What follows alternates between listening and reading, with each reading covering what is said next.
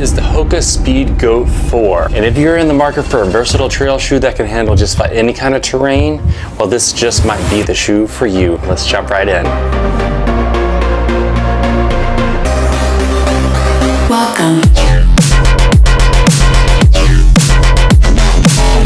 The Hoka Speedgoat 4 is a very popular and versatile trail shoe that can handle just about any kind of terrain, be rocky, muddy, snow, or loose gravel. There are a number of features about the Hoka Speedgoat 4 that we will get into with this video. Right off the bat, I'm very excited to have this shoe and have a chance to review it and talk about it here on the channel. We're going to start with jumping straight into some of the features. First of all, the upper is very durable, it is very breathable, and very protective of the foot.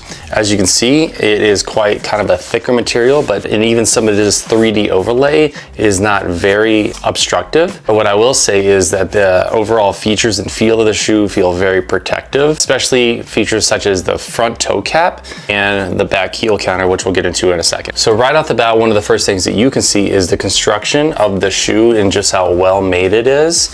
It feels very solid in the hand, and this thing is like the Hummer H4 of shoes out there. This thing is solid. So more details about the upper, you can see quite a bit of 3D overlay that does work and function well with the eyelet chain about the top of the shoe as it connects to the tongue, which you can see does have a shoe stay here at the base as well as midway up the tongue. The tongue itself is not very thick at all. It's actually quite thin, but it doesn't feel flimsy in the hand at all. And I'm not sure if you can see here, but the actual tongue does reach quite a ways medially and laterally across the top of the foot, and even more so inside. That is a fully gusseted tongue to keep that foot free of dirt and debris. I will say that there is quite a bit of waterproofing that does go on in the shoe, so the feet can feel very dry.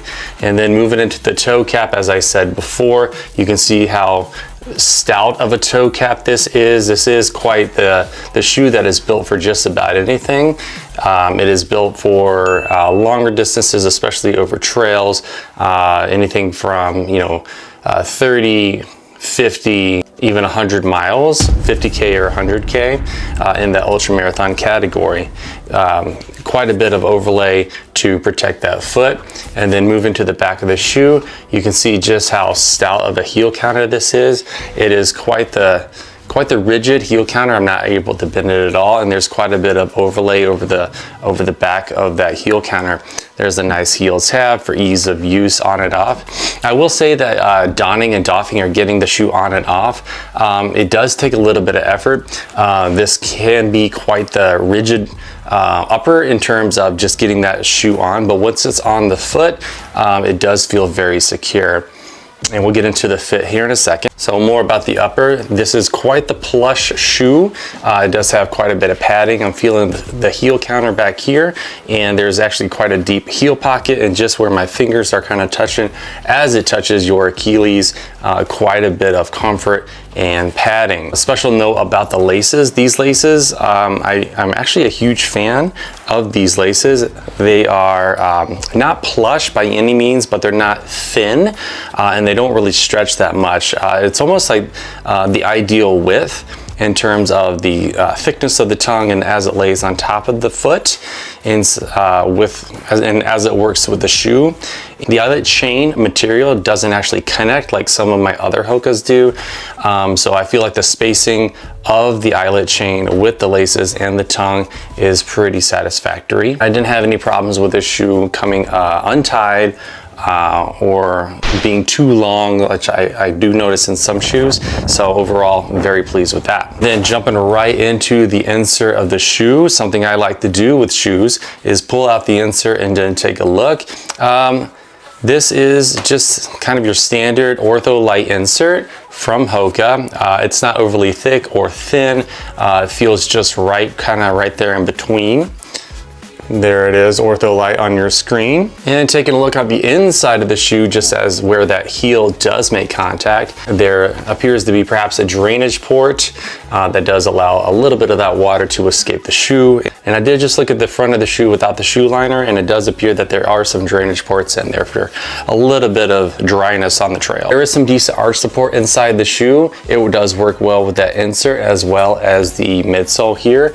So good job Hoka in creating some nice arch support to decrease fatigue of the foot. And moving into the midsole, or the heart of that shoe, this is Hoka's signature cushion. It's their signature and proprietary blend of EVA. This is not a super foam, but it is a very responsive, cushiony, and bouncy foam from Hoka. And I do say that the way that it feels under step, it doesn't feel mushy or sluggish.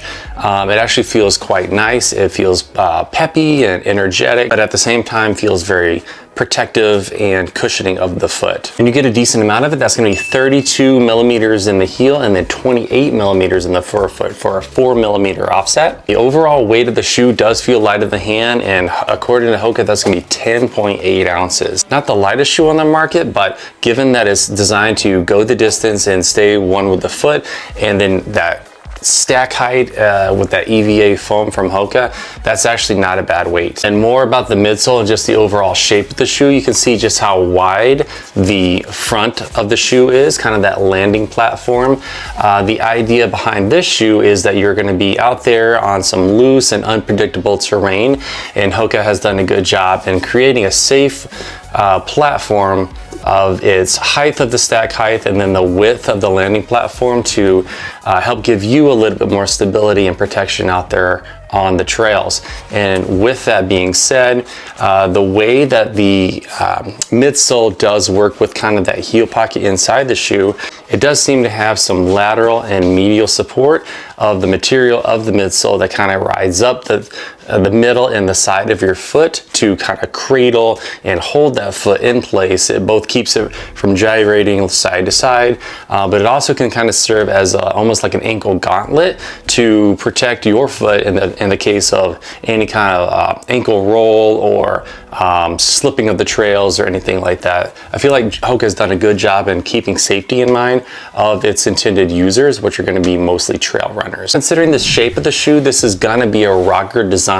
Signature to Hoka is it's going to be that early stage meta rocker, giving a little bit more of a propulsive feeling, a natural gait cycle, a little less ankle flexion throughout the gait to decrease the amount of energy required on the user in order to complete the gait cycle and overall improve efficiency. And that's super important, especially when you're considering the shoe can go up to 100 plus miles. And now moving into that outsole, this is probably the prime prize of the shoe. If it's not for the cushioning, then it's definitely going to be this Vibram Mega Grip outsole. This is the ideal surface for a shoe like this. It is grippy, it is sticky, the lugs are not overly aggressive or deep.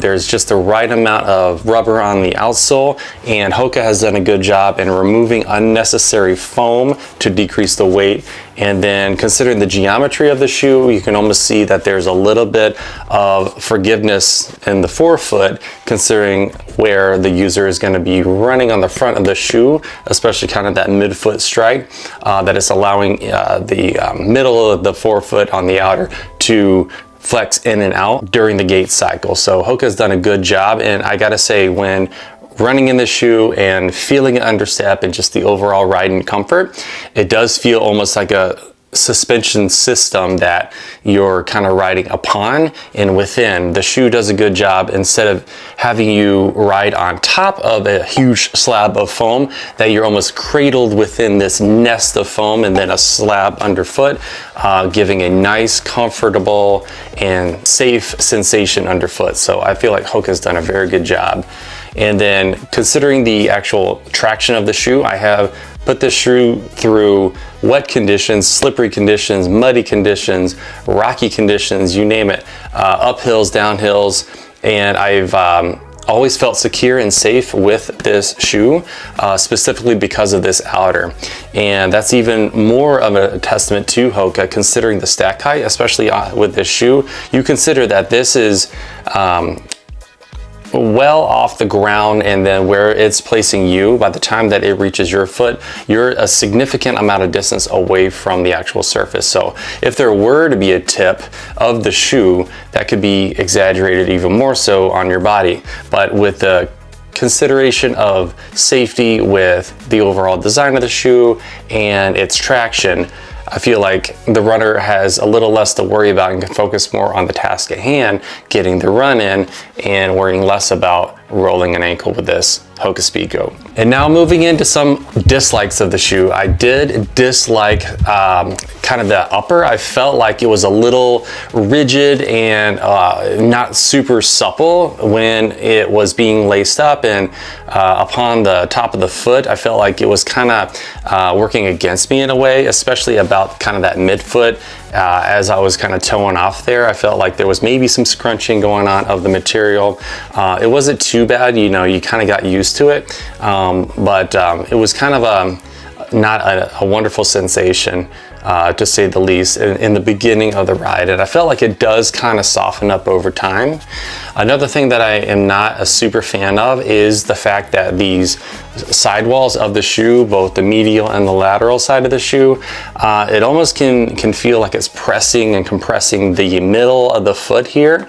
You consider where the base of your first metatarsal is going to be here, as well as the base of your fifth metatarsal. I felt like there was some compression going on, especially about the base of the fifth here, this little bony bump here, kind of where the 3D overlay from the heel counter as it meets the midsole here, and there's like a little medial and lateral wall. This is kind of the lateral. I can feel it here. It's about 3 to 4 millimeters, but just enough to kind of be pushing into the side of the foot. It wasn't always noticeable, but in some instances I could kind of feel it working against me and pressing in. But I think I understand what Hoka's trying to do, creating these little sidewalls here to kind of protect and hold that foot in place. So a little squeezing versus, you know, the trade-off is a little squeezing of the foot versus it being overall sloppy. I will take, I'll take it being a little bit tight for the trade-off being safety, because the last thing you want to do is have an acute injury. I'd rather take the annoyance over the injury any day. It's not a deal breaker, but perhaps in future iterations we can consider maybe increasing the amount of material down the foot here, and so it's more about the kind of where the toes begin, so you really have a nice comfortable fit medially and laterally of the midsole, but that also might increase the weight of the shoe. So, but overall, that's about it. I don't have much else to say in terms of the cons or dislikes of the shoe. I feel that this is a very well put together package. Hoka has done a lot of thought and consideration of the runner with this shoe, this Hoka Speedgoat 4. It is still available online, but the newest versions is out today, that Hoka Speedgoat 5. So if you can find the Speedgoat 4, you're definitely in luck, because this is a great shoe, and you probably can save a little bit of money if you were to get the previous iteration, the Speedgoat 4, prior to the Speedgoat 5. Overall, the Hoka Speedgoat 4 is a wonderful, well-rounded trail running shoe that offers stability, traction, and comfort over long distances on the trail. Very lightweight considering the stack height. It's breathable and it's stable. The midsole is not overly mushy. It's actually quite responsive and comfortable. So this shoe, I would say, is a good mix of performance and comfort, both for the seasoned runner and the beginner. So I feel like Hoka's done a very good job in putting together a nice package for the runner. So that is it for the review of the Hoka Speedgoat 4. I really hope that you enjoyed it. If you won't mind considering liking and subscribing the channel, I really appreciate it. And we'll see you in the next one.